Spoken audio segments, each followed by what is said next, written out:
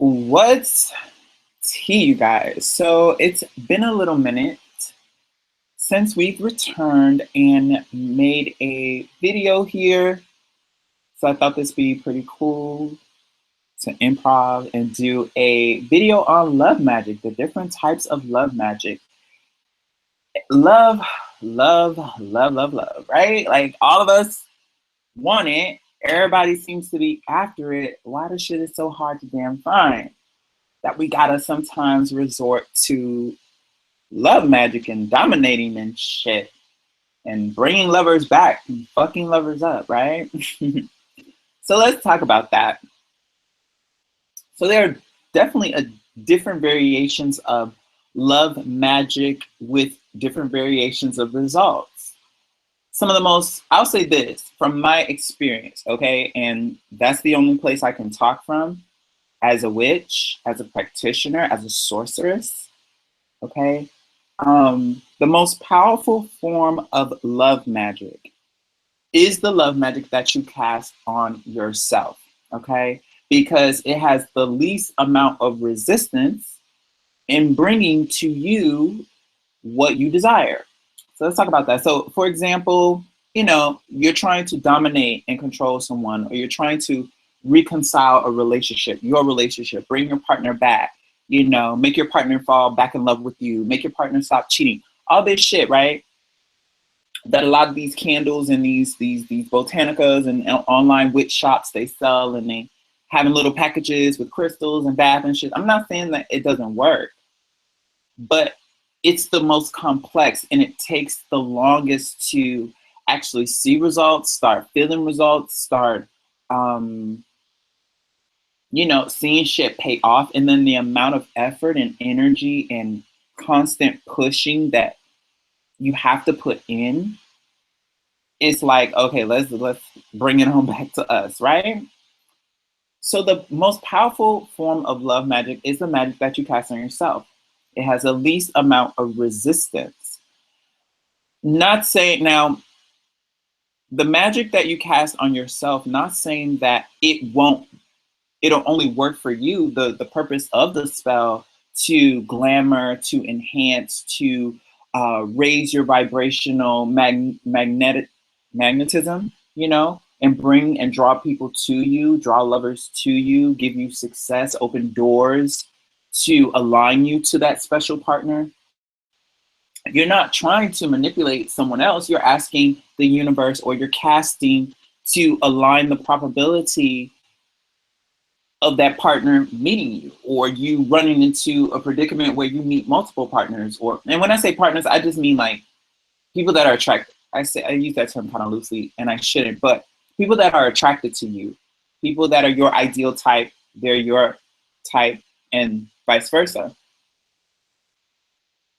So the types of love magic that one can perform on the self. Obviously, glamours are very popular. Glamours, enhance. And see, the thing about magic and love magic, when you're doing magic on self, yes, you can glamour. Yes, you can coat your auric field. You can coat yourself with a spell, with oils and stuff like that. But also, it's going to take some physical manifestation of that, okay? Like stepping into your sexy. And I feel like with the magic too, that's going to naturally happen, especially if you cast to raise your sex appeal, raise your energy of magnetism, and raise your appeal. Like the magic's going to manifest and start working through you, or should, for you to wear nicer outfits, clean yourself up, shape them eyebrows, put on makeup, or get a haircut, start wearing colognes and fragrances, things that physically attract the opposite and or same sex to you. Okay, those are the type that's self-type magic. And I feel like when you have that mojo on you, you don't have to worry about forcing all your energy on one specific person to make that person focus on you. You're getting multiples. I mean, trust. I've been there. Walked up in public, literally in sweatpants and fucking like a damn a hoodie jacket and like motherfuckers trying to talk to me. And I'm like, okay, I'm not looking my best. So what's really good, you know?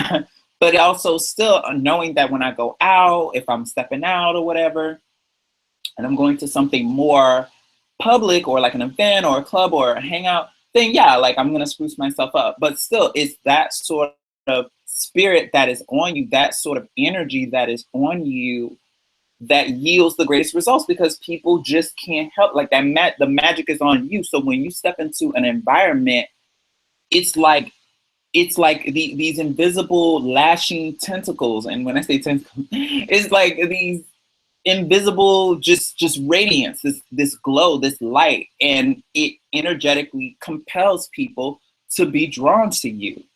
Okay, they don't know why. They're just like, well, damn, you know, like looking real cute. Like I never would have looked sideways at this person, or maybe this person. Let me go talk to them, or let me shoot them a smile. Let me shoot them a flirt.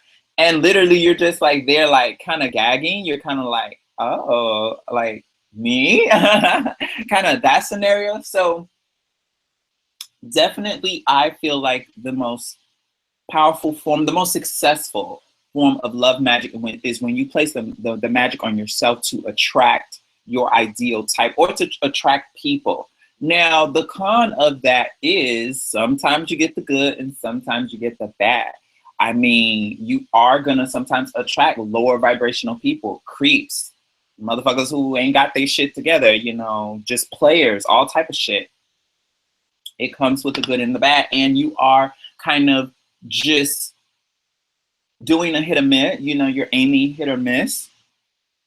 So you don't know what you're gonna hit, what type of target you're gonna hit. But that's the power in that is that you should be in a place of where you have enough discretion and enough discernment to, you know, weed out what you don't want, what's not good for you, what you don't like, that person's not your type, or their energy just not, or you don't like something about them, then you don't fuck with them, you know?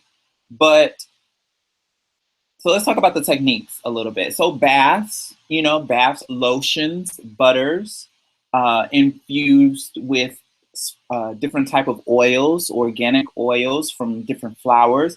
I know Lang Lang is very popular. Citrus, very citrusy smells are known as aphrodisiacs. Um, let's see, jasmine. Oh, I love jasmine. I love rose, obviously rose. Uh, I'm going off the top of my head here. So this one's gonna be, yeah, you'll probably catch me saying a lot or kind of thinking. Just jumped online and decided to do this video for you guys. But infusing different scents, you know, scents are very powerful. Scents, the fragrances and the senses, they tingle on such a primal, primordial level within us. You know, they incite different things within us, and certain fragrances are known to have those triggers. It's been psychologically pre-programmed in us as a species to recognize, you know, these signals. And for men, it's certain type of musk, you know, certain type of pheromones, releasing the pheromones, different type of colognes, things like that. So that's what I'm really picking up as far as like placing the magic on yourself. I say the most powerful way to go about it is with scents, you know, putting oils on lightly, not like overboard, but maybe infusing some in your shea butter or your coconut oil. Cause see, I use the natural shit. So honey, I be imbued with the good stuff, you know, and rubbing it into your skin and going about your day and watching the magic manifest through that way. Also candle work, you know, petitioning to a specific spirit. Okay, very popular is Oshun for the Santeria and Orisha faith or practice. Let's see, there's the Venus, you know, those girls over there, those girls over there, Aphrodite, those type of girls over there. But there are different type of spirits and different type of, now see, for me,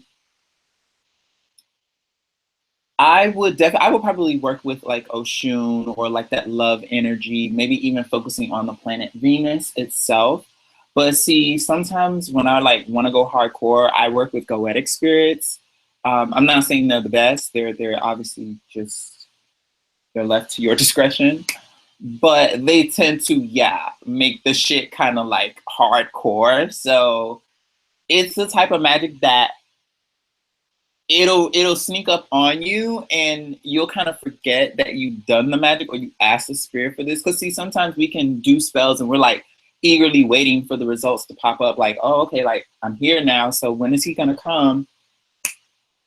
Honey, with them goetic spirits, again, I'm not caping for them, but they, yeah, pretty much come through and they make the shit really intense to the point that you have to sometimes be like, okay, like what did I get myself into? Because the person just won't leave me alone. And I've kind of told them like I'm cool. But that type of situation, yes, when you place the magic on yourself. So that's really what I wanted to touch on with that subject. So now let's move into um, projection type magic, putting not curses, putting spells on other people, drawing people, domination, controlling work.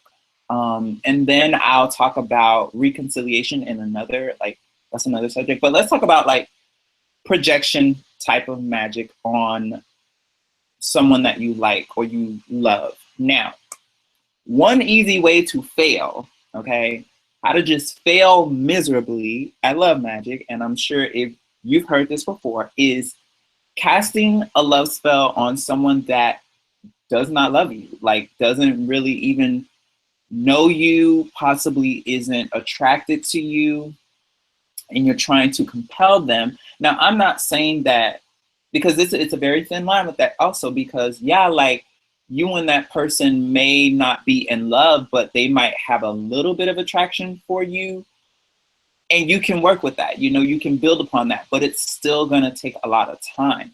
It's not like some easy, like, bam, one day you just meet them and then you do the spell and then the next day they're in love with you. And if that happens, I'm telling you, it's a fucking it's gonna end up being a train wreck, because magic wears off. It's not a permanent thing.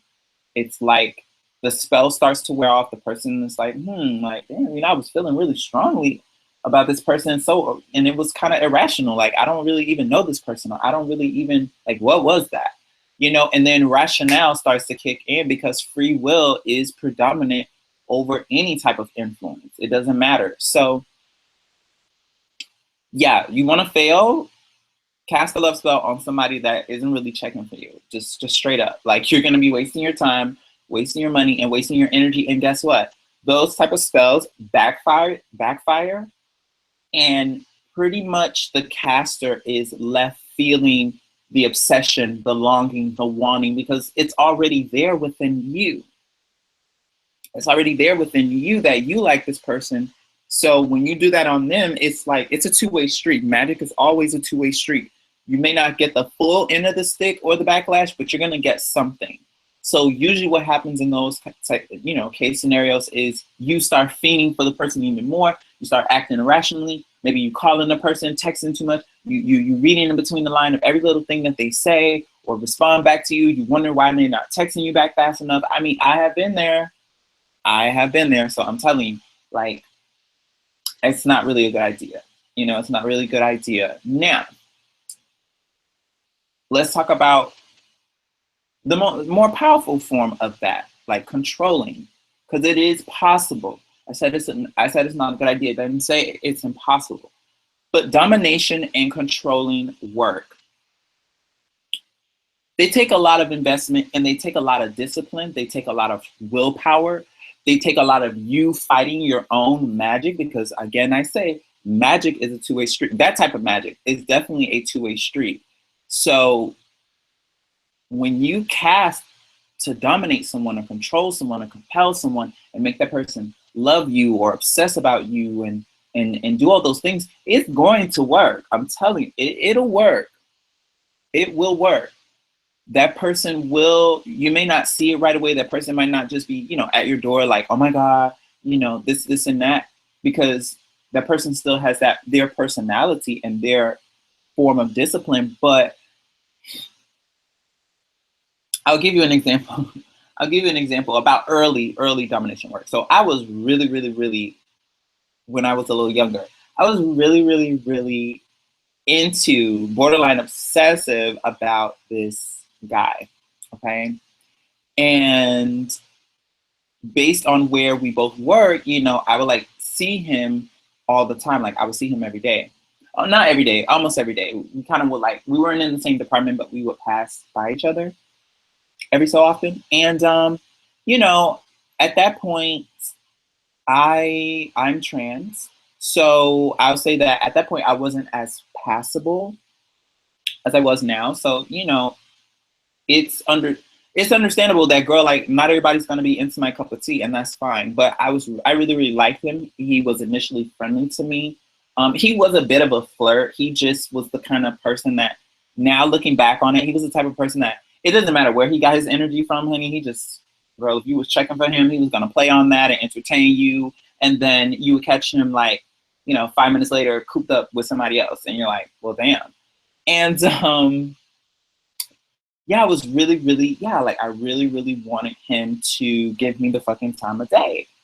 So I did a love spell on him. I did some controlling work. I did some domination work. Now back then, I wasn't as knowledgeable as I am now about the different type of oils and stuff, but I knew that it was one day.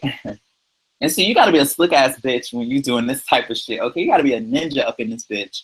So it was one day, sometime in the winter, and it was really cold or whatever. And I had seen him, and we were kind of outside, and I was like, oh my gosh, like, I have to run to my car. Like, let me borrow your jacket because it's kind of brisky. I didn't bring my jacket, or I didn't have my jacket or something. And him just nicely, he was like, okay, cool, So bitch, he gave me that jacket, and I had some pre-made love oil, okay, that I had, and I laced his jacket with it. Okay, I laced his jacket with the oil. I also did sigil work, and I had been like doing candle work on her before.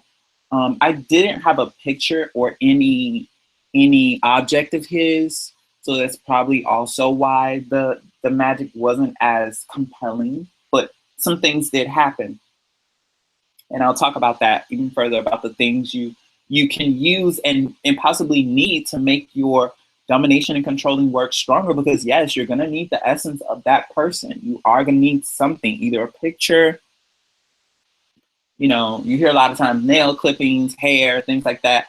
But even sometimes, like if a person sipped on a straw or ate from a spoon, or, their clothing, things like that, that works too. An item from their car, or even leaving a trap in their car, leaving a trick in their car, as they call it, laying a trick, honey.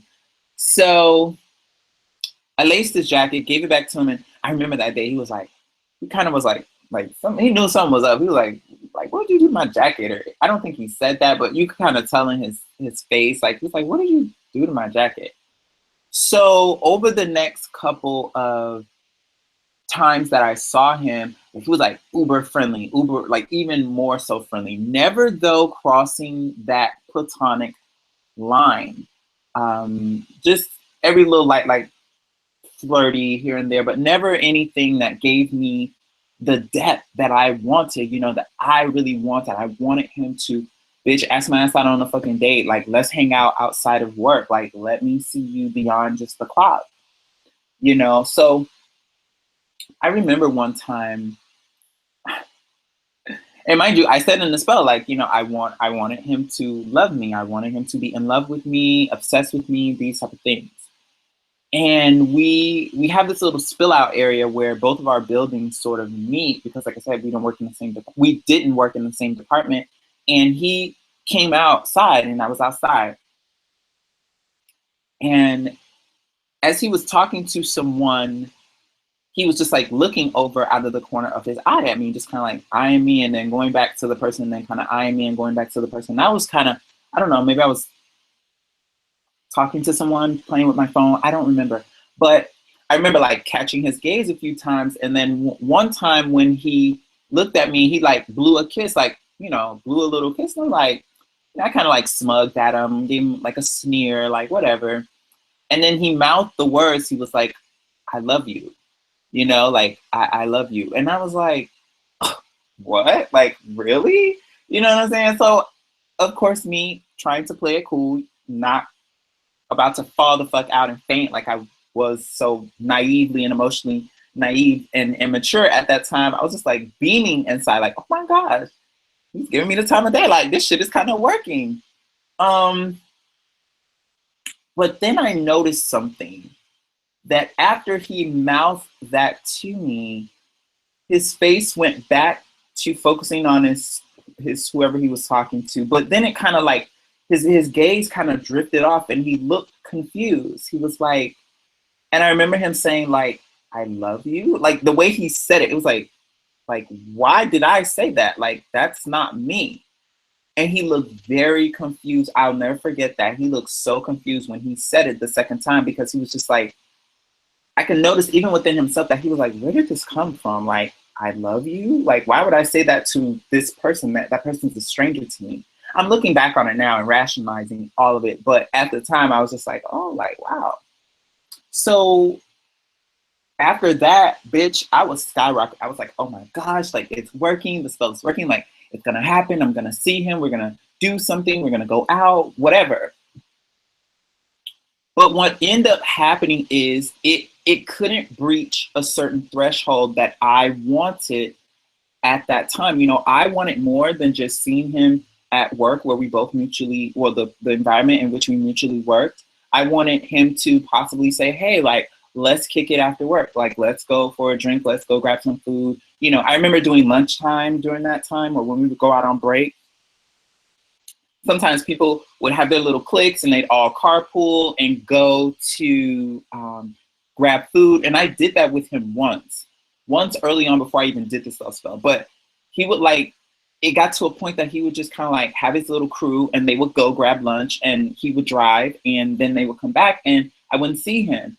So I'm like, okay, this is not moving fast enough. Like, where's my, he said, I love you. The spell is working. Like, I need more results. So this is where I talk about domination and trying to control someone. That love magic kind of backfiring on you because I became even more obsessive. I was like, oh, my thing, honey. I was like trying to set myself up to run into him, you know, over here, over there. Like, when is he coming? Like, what's good? Like, why didn't he speak to me today? And just all sorts of things. And it got bad. It wasn't healthy for me as a person. And nothing bad happened. Like, I think I said something to him very out of character. I probably was like, oh, you know, like, you're always some, and, you know, I try to be nice to you or try to say hi to you and you never say nothing to me. And he was like, whoa, like, I didn't know you felt that way. Like, I didn't know it was that serious. And he kind of like blew me off. He was like, well, you know, I have to tell you, like, I'm not like that, or I'm not into you and XYZ. Like, I think you're cool, whatever, and such and such and such. So that's how it ended, you know. And even though it was like a little story time, I say that to say that, yeah, you'll get a little bit of a result. Maybe even the person, who knows, like maybe, and we flirted a lot of times in, you know, in between that. And who knows, possibly maybe he would have settled for a blowjob or something, or maybe the person you're working on, you know, may settle to have sex with you, or they may give you one time a day. But it's nothing really substantial. It's nothing really tangible because that person doesn't have it in them. Magic can only work off of what is already there, you know. It can sometimes create, but free will is more powerful. And then the effects of magic eventually wear off. It does. It's like putting on lotion. Yeah, you have the smell, girl. As soon as you get out the shower, you're fresh. You put the scent on, girl. You slather yourself. You have it for the day. But then guess what? Like by 8 o'clock tonight, when you come home, you have to, you know, sniff your skin and put your nose all up on your skin to even smell a trace of it. And maybe it's also because your body's gotten used to it, but it's been absorbed into the skin. It's faded through the weathering of the elements and going here and there.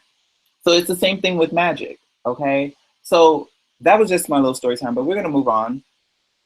to the controlling and the domination work. Now, tips as far as being successful with this, I would say control. Like you have to be in control of your emotions, and you have to have that willpower. You have to keep.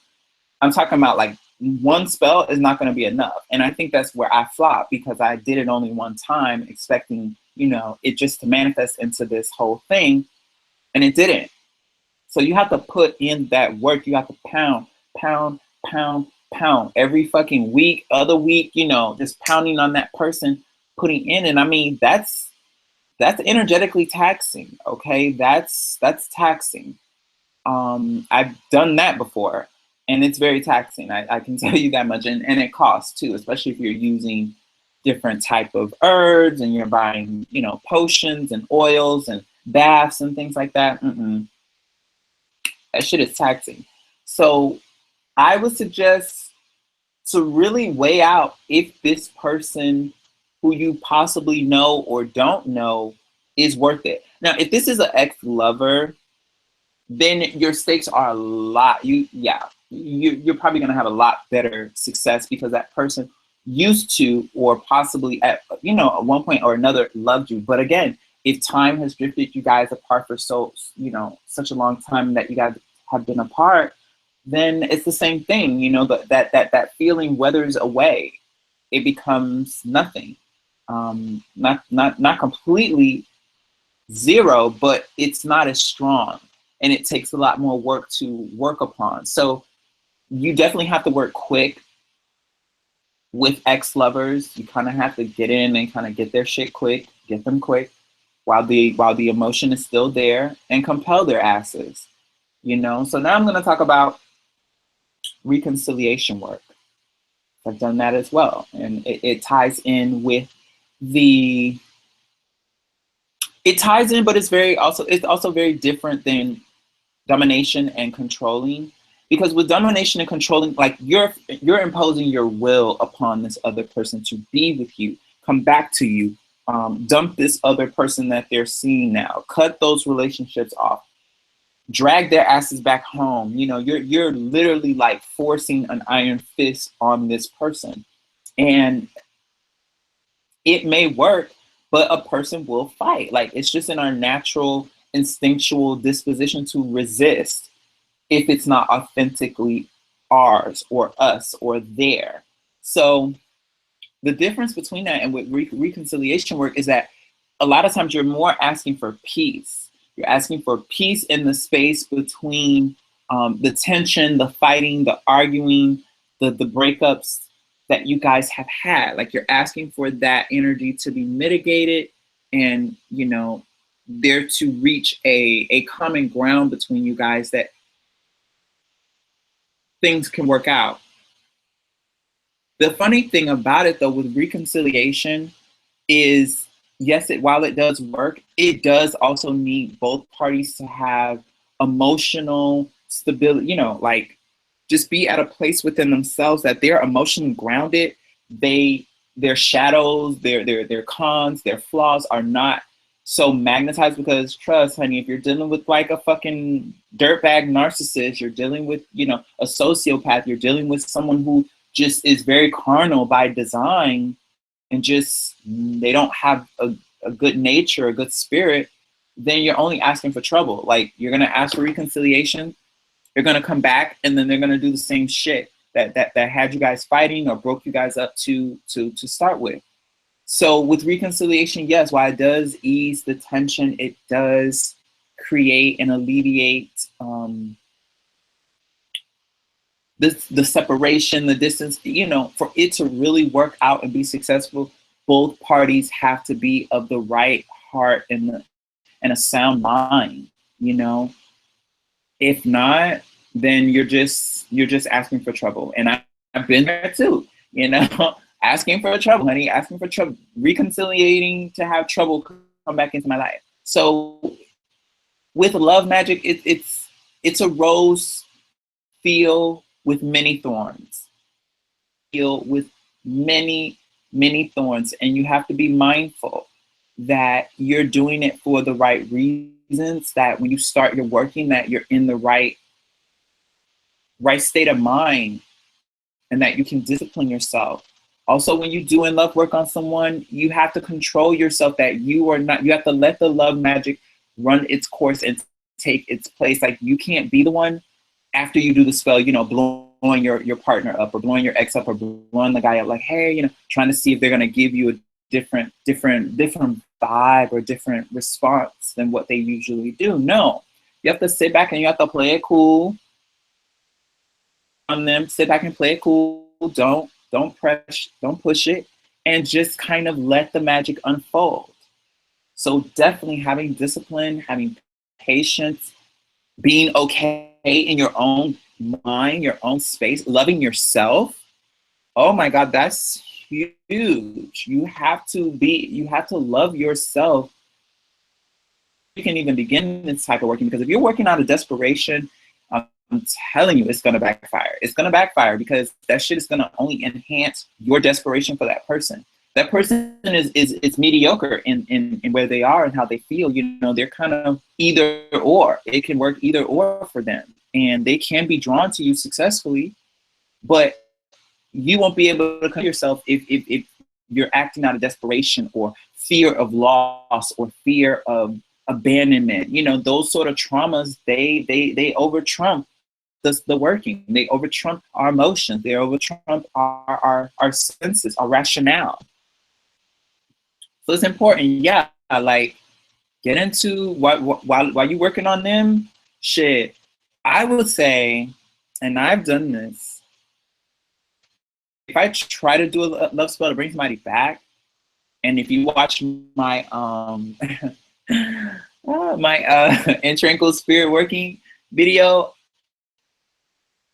you'll hear that you kind of have to, I don't know if I said in that video or another video, but you kind of have to focus on your own shit, and you kind of have to date other people. Like you kind of have to be out there getting yours too. You can't like place all your eggs into this one person, even when you do love magic on them. And I feel like that is work for me.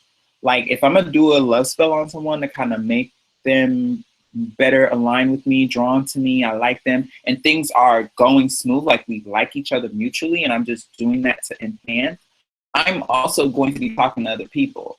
You know, I'm also going to be either placing a glamour on myself to enhance my attractivity to where, okay, like, yeah, you're killing three birds with one stone, really, because you're enhancing your magnetism for that person to like you. You put a spell on them for them to like you, or give, you know, feel a certain way towards you. And then you're also, when you go out into the world, you have that magnetism on you to attract different other people, you know, or you put yourself online on a dating website, anything. So you really, you have to be smart about it. You definitely have to be smart about it. And don't sabotage your own magic by doubting, thinking, oh, it's not working. This person hasn't called me. This person doesn't think about me. This person, no, like, look for the omens, okay? Look for the fucking omens. And that's going to be another show too, like talking about omens and shit, because those are very important. Like I'm telling you, for example, when I did the working on my my ex, I was hearing this motherfucker's name everywhere. You know what I'm saying? Like it would just be, I would meet random people named his name, or I'd be watching, you know, passing by a TV or commercial, and you know, they will say his name.